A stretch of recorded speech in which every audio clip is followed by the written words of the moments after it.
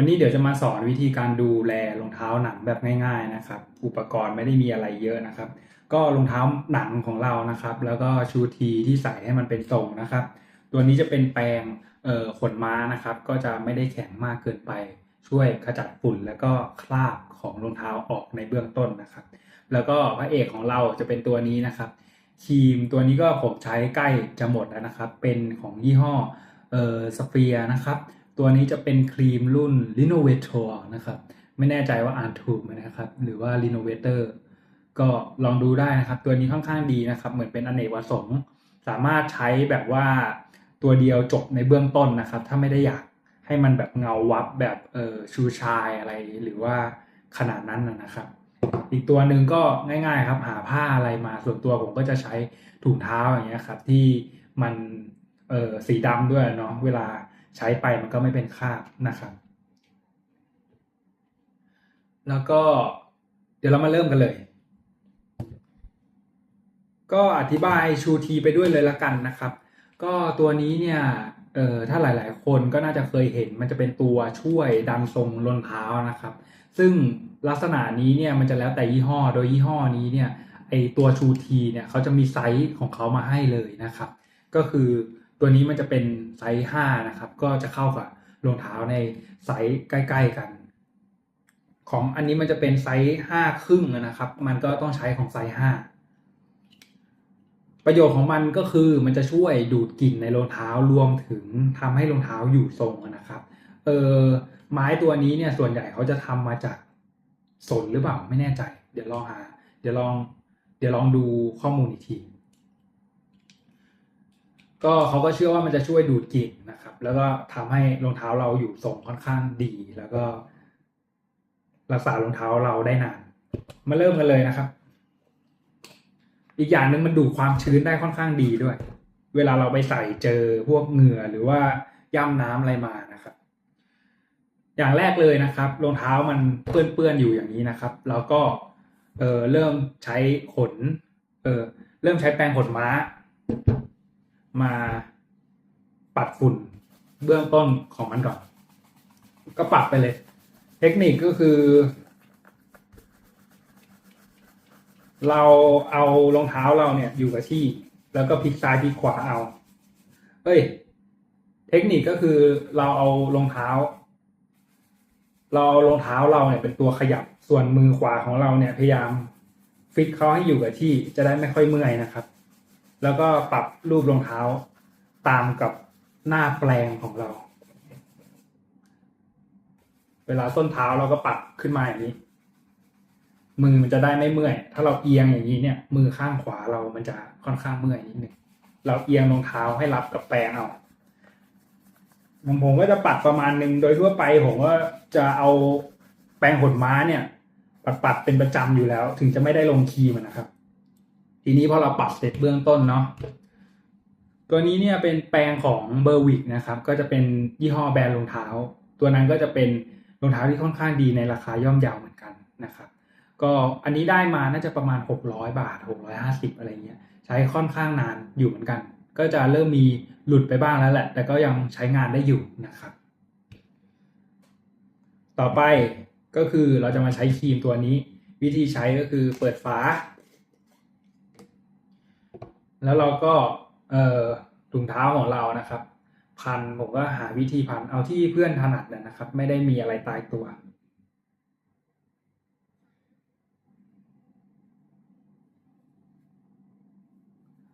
ส่วนตัวผมก็จะเนี่ยพันให้มันแน่นๆอย่างนี้ให้มันอยู่กับนิ้ว2 นิ้วเราอย่างนี้แล้วเราก็อันนี้ใกล้หมดแล้วจุ่มเข้าไปเอาขึ้นมาไว้ข้างบนหน่อยลักษณะนี้เนื้อครีมมันจะเป็นอย่างนี้นี่เนื้อครีมมันก็จะนิ่มๆไม่ได้แน่นอะไรมากนะแล้วก็ปรับมานิดนึงนะครับผมก็จะเริ่มจากตรงหัวรองเท้าก็เช็ดไปเลยไม่ได้คือค่อยๆถูไม่ต้องลงทีเดียวแบบเยอะมากถ้าลงเยอะก็ค่อยๆเกลี่ยให้มันทั่วๆหลักการง่ายๆเลยเป็นตัวครีมที่ค่อนข้างอเนกประสงค์ในการใช้มากๆก็ ก็ทาไปพวกนี้มันจะเหมือนช่วยกำจัดคราบในรองเท้านะครับโอเคพอประมาณนึงก็เอามาเพิ่มแตะเพิ่มแล้วก็ลงอันนี้เริ่มมาที่ข้างๆก็จุดสำคัญมันจะเป็นตรงซอกตรงนี้นะครับซอกรองเท้าตรงเนี้ยมันจะชอบมีเขาเรียกว่าฝุ่นขี้ใครโคลนอะไรเงี้ยเข้าไปเราก็พยายามจับยัดเลยเอาครีมยัดลงไปแล้วก็ถู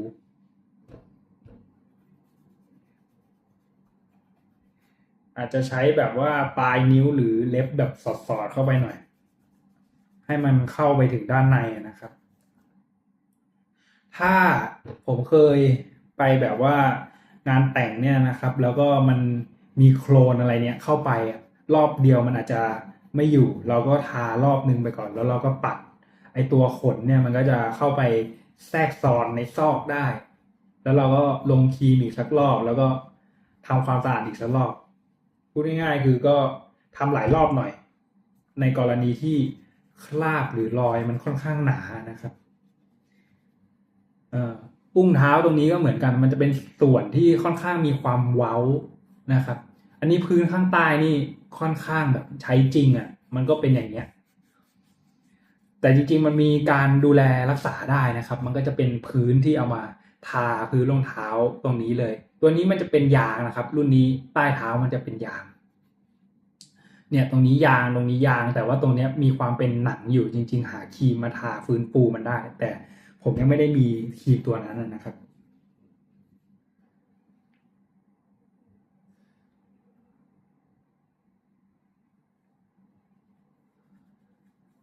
ก็จริงๆส่วนตัวเนี่ยเคยสนใจอยากแบบว่าซื้อครีมชูชายหรือว่าอะไรให้มันแบบว่าหางานอดิเรกทำถูให้มันเงาวับอะไรอย่างนั้นนะครับมันก็จะมีพวกเทคนิคใช้น้ำเข้ามาร่วมด้วยก็ดูสนุกดีถ้าใครสนใจก็สนับสนุนกันได้นะครับซื้อครีมรองเท้ามาให้ผมลองขัดชูชายก็จะเป็นความยินดีอย่างมากอันนี้เราเสร็จข้างหนึ่งแล้วเมื่อกี้ส้นเท้าจะสังเกตเห็นผมจะลักษณะเดียวกันก็คือยกขึ้นมาอย่างนี้เราหมุนข้างซ้ายเอาดูเป็นมืออาชีพขึ้นมาหน่อยหมุนขึ้นมามือขวาเราอยู่ท่านี้อย่างเดียวจะได้ไม่เมื่อยอันนี้ถูเสร็จรอบหนึ่งของข้างนี้ถูเสร็จข้างหนึ่งทีนี้เราก็มาดูเดี๋ยวผมเปรียบเทียบให้ดูคือหลังขัดเนี่ยข้างนี้คือขัดไปแล้วจะเห็นว่าข้างนี้มันจะมีความด้านมากขึ้นมันเป็นของตัวครีมเวลาเราขัดเสร็จเนี่ยเราอย่าเพิ่งทำอะไรเราปล่อยทิ้งให้เนื้อครีมมันเซ็ตตัวหรืออะไรก็ตามแต่จะเห็นว่าข้างนี้เนี่ยมันส่องแสงสว่างมากกว่าอยู่ทั้งที่ยังไม่ได้ขัดถูกไหมครับเดี๋ยวเราทิ้งฝั่งนี้ไว้ที่ขัดแล้วไว้สักพักหนึ่งเรามาลงครีมฝั่งนี้แล้วเราค่อยกลับไปขัดคู่นี้มันก็จะพอดีกันแล้วเรามาดูผลลัพธ์กันอีกทีคู่นี้ผมเอาไปพักก่อน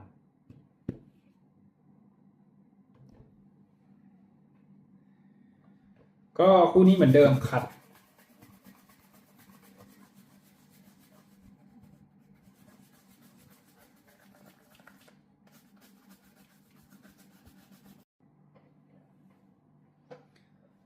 อีกข้างหนึ่งก็เราก็ขัดนะครับเหมือนเดิมนะครับจริงๆเรื่องการท่าทางเนี่ยแล้วแต่เลยนะครับบางคนเขาก็ยืนขัดนะครับในกรณีที่มีโต๊ะที่มันอยู่ระดับเอวพอดีเวลาเรายืนนะครับก็สามารถยืนขัดได้แต่อันนี้ผมรู้สึกว่านั่งกับโต๊ะตัวนี้มันสะดวกกว่าแล้วแต่เพื่อนๆนะครับ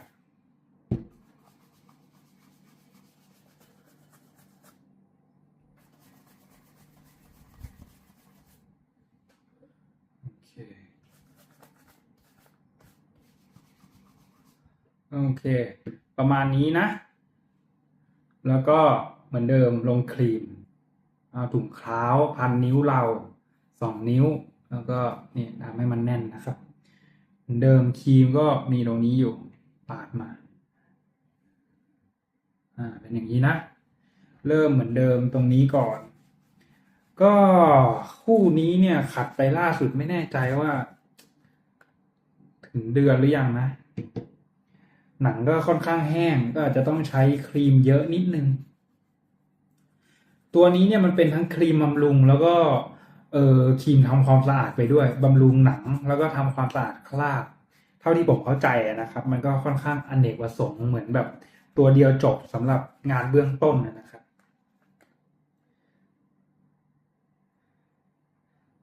แต่ถ้าอยากแบบเพิ่มเติม full option ที่ผมเคยพอเห็นมาเนี่ยมันก็จะมีทั้งแบบเออสีสามารถลงสีได้เป็นแบบ เพิ่มความเข้มของสีตามรองเท้าเราอย่างรองเท้าสีดำก็เอาสีดำลงอย่างเงี้ยครับ หรือว่าบางทีเขาก็มีลูกเล่น เป็นรองเท้าสีดำแต่เอาแบบสีเนวี่มาลงให้มันมีความเหลื่อมๆอะไรนิดนึงถ้าใครสนใจก็ลองไปศึกษาดูได้ และอีกอย่างหนึ่งก็จะเป็นพวกชูชายก็คือแบบขัดให้มันเงาวับเลยใช้น้ำขัดให้แบบตัวปลายเท้าเนี่ยบางคนจะเห็นว่าบางคู่เนี่ยทำไมมันเงาจังมันเป็นที่หนังหรือเปล่าหรืออะไร ส่วนหนึ่งก็เป็นที่หนังด้วยแต่ส่วนหนึ่งก็เป็นที่การเทคนิคการขัดด้วยนะครับ โดยที่การขัดเนี่ยมันก็ลักษณะเนี้ยก็คิดว่าได้รับอิทธิพลมาจากคนญี่ปุ่นนะครับ ที่เขานำรองเท้า เหมือนแบบจริงจังกับทุกเรื่องการขัดรองเท้ามันก็เป็นศาสตร์อย่างหนึ่งสำหรับเขา ก็ทำให้เราได้อยู่กับตัวเอง เหมือนการล้างจานเพื่อล้างจานนะครับเซนหน่อยๆ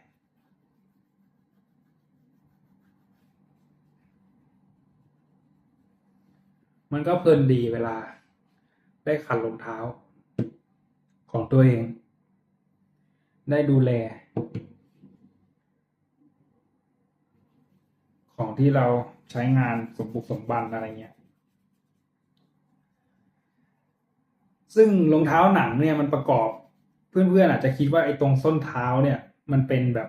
จากไม้หรือว่าจากอะไรนะครับ แต่รองเท้าหนังจริงๆเนี่ยทุกส่วนมันเป็นหนังนะแม้แต่ไอ้ตรงส้นเนี่ยมันก็คือการเอาหนังมาซ้อนๆกันจนมันเป็นหนาๆแข็งๆอะไรอย่างเงี้ยครับลงไปถึงข้างใต้เนี่ยอันนี้รุ่นนี้พอดีนี้มันเป็นเขาเรียกว่าเหมือนติดยางมาแล้วด้านใต้แต่จริงๆทั่วไปเนี่ยมันเป็นหนังแบบหนังทั้งหมดเลยก็ได้นะครับรวมถึงไลนิ่งข้างในอะไรเงี้ยมันก็เป็นหนังก็เป็นรองเท้าหนังจริงๆไอโบอะไรเงี้ยเทเซลโลเฟอร์ตัวนี้มันก็เอาหนังมาตัดนะครับเหมือนเดิมตรงส้นเท้าเราก็พลิกขึ้นมาให้มันถนัดกับเราอันนี้ครีมเริ่มหมดถ้าใครอยากสนับสนุนครีมแบบนี้หรือว่าแบบอื่นก็ยินดีนะครับขัดแล้วพื้นรองเท้าค่อนข้างนิดนึงนะสนับสนุนกันมาได้ถ้าอยากเห็นพื้นรองเท้าเงาวับด้วยโอเคทีนี้ขั้นตอนการลงครีมเสร็จสิ้นโอเคเราเก็บถุงเท้าไว้ปิดฝาขวดใกล้หมดแล้วก็เดี๋ยวต้องไปซื้อเพิ่มกระปุกนี้ถ้าจำไม่ผิด990มั้งไม่ถึง1,000มีทอนใช้ได้ค่อนข้างนานเกือบ2 ปีแล้วมั้งอันนี้นะครับน่าจะเป็นของปารีสนะของแฟรนซ์ผลิตในประเทศฝรั่งเศสโอเคก็เวลาเราขัดลงครีมคู่หนึ่งเสร็จนะครับแล้วก็มาลงครีมอีกคู่หนึ่งมันก็จะพอดีกับที่คู่หนึ่งตั้งทิ้งไว้พอดีให้เนื้อมันเสร็จตัวทีนี้เราก็ขัดได้มาขัดคู่ที่ลงครีมไปแล้วเดี๋ยวเราเปรียบเทียบกันอันนี้มันจะเห็นว่าทั้ง2คู่เนี่ยมันจะด้านๆหลังลงครีมแต่ความเงามันจะลดลงแล้วเราค่อยมาขัด เหมือนเดิมท่าขัด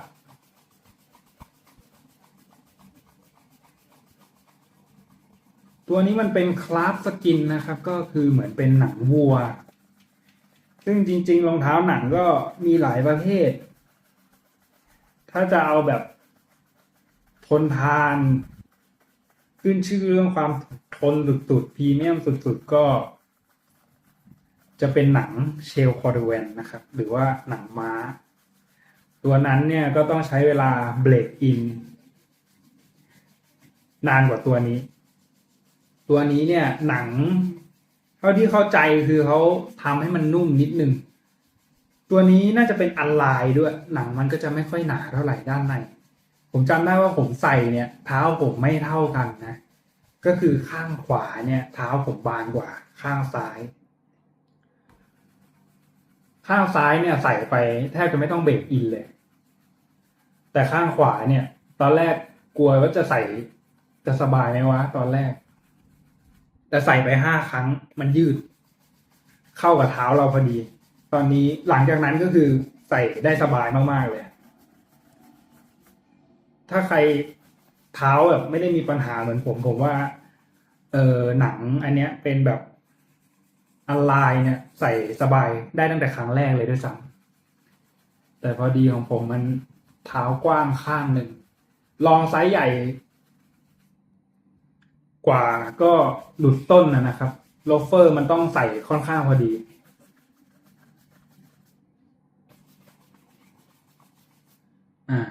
ประมาณนี้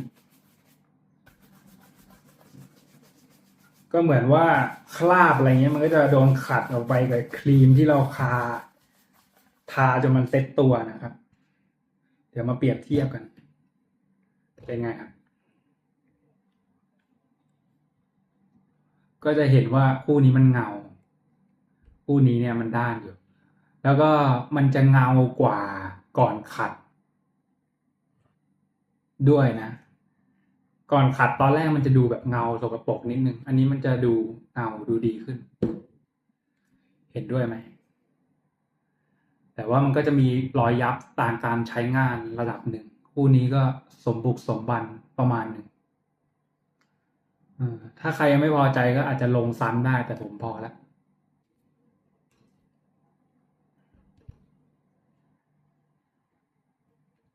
แล้วก็มาอีกข้างหนึ่งคู่นี้จะเห็นว่ายังขุ่นๆอยู่เป็นครีมที่เซ็ตตัวไว้แล้วก็เหมือนเดิมขัดก็จริงๆคลิปอันนี้มันอาจจะนานหน่อยเกือบ20 นาทีได้หรือเปล่าแต่ถ้าขัดจริงๆ10 นาทีก็เสร็จนะเร็วๆ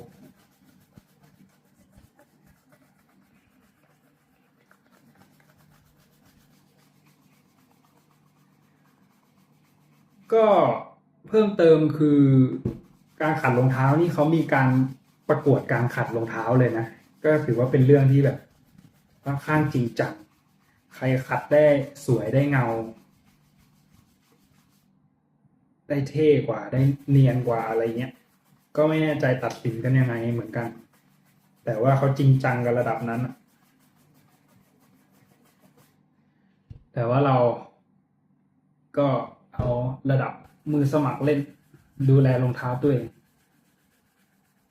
จะประมาณนี้ข้างหลังเป็นภาพเจมส์บอนด์นะผมเป็นงานสเตนซิลบวกกับเทคนิคอะคริลิกออนแคนวาสก็เป็นงานที่ผมทำไว้ถ้าใครสนใจก็ดู description ข้างใต้ได้หรือ inbox เข้ามาพูดคุยเกี่ยวกับศิลปะอะไรก็ได้นะครับประมาณนี้แหละมาดูผลงานกันก็เดี๋ยวอาจจะขึ้นรูปเทียบ before after นะมันอาจจะมีรอยเป็นรอยหนังนะครับ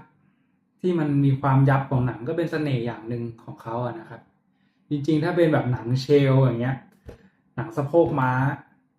เวลามันยับรอยมันค่อนข้างสวยมันจะแบบเหมือนหนังมันหนายับทีมันก็จะขึ้นทรงแบบค่อนข้างมีเอกลักษณ์ อันนี้เป็นอันลายก็จะบางใส่ง่ายกว่าหน่อยเป็นหนังคราฟสกินนะถ้าจำไม่ผิดโอเคอันนี้เป็นของคามิน่านะก็สเปนนะครับเป็นเทสเซลโลเฟอร์เบรกสติ c นะก็จะเห็นว่ามันมีเข็มเจาะทะลุหนังเลยก็คือเป็นการยึดที่ถือว่าดีกว่าการติดกาวแต่ว่ายังไม่ได้เทียบเท่ากับGoodyear Welt นะครับก็ถ้าใครอยากให้พูดถึงเรื่องรองเท้าอะไรก็คอมเมนต์เพิ่มเติมกันมาได้ใครยังไม่ได้กด Subscribe ฝากด้วยนะครับคลิปนี้ก็เท่านี้นะครับการดูแลรองเท้าเบื้องต้นแล้วก็ตัวนี้นะครับพระเอกของเรากับแปรงขนม้าแล้วก็ถุงเท้าเอาไว้ขัดนะครับเดี๋ยววางให้มันสวยๆนิดนึงกด Subscribe ไลค์แชร์นะครับใครมีอะไรสอบถามหรือว่าสนใจสินค้าในคลิปวิดีโอก็กดดูใต้ลิงก์ได้เลยนะครับเรามีซุปเปอร์แตงด้วยนะถ้าใครอยากสนับสนุนหรือว่าใครสนใจสนับสนุนพวกนี้หรือว่าอะไรก็ตามแต่ก็สอบถามเข้ามาได้รูปด้านหลังดูด้านใต้ได้นะครับของใช้อะไรต่างๆวันนี้ไปเท่านี้นะครับบ๊ายบาย